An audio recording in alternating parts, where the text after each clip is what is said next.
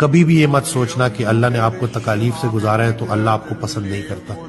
رسول اللہ صلی اللہ علیہ وآلہ وسلم کی حدیث ہے کہ جس انسان سے اللہ محبت کرتا ہے اس کو آزمائشوں اور تکلیف سے گزارتا ہے۔ تو آپ اپنے آپ کو خوش نصیب سمجھو کہ اللہ آپ کو ان تکالیف پریشانیوں سے گزار رہا ہے۔ اور بیمار کے لیے رسول اللہ صلی اللہ علیہ وآلہ وسلم کی حدیث ہے کہ اللہ تعالیٰ اپنے فرشتوں کو حکم دیتا ہے کہ میرا بندہ یہ جو بیماری سے گزر رہا ہے اس کی ایک ایک سانس پر نیکی لکھو، وہ نیکی جو یہ کیا کرتا تھا جب یہ صحت مند ہوتا تھا۔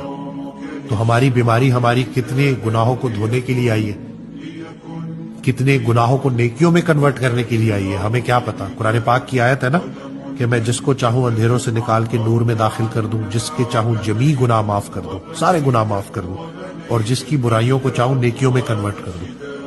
تو ہمیں کیا پتا کہ انسان جس گناہ کو لے کے شرمندہ ہو رہا ہے اللہ اس گناہ کو نیکی میں کنورٹ کر چکا۔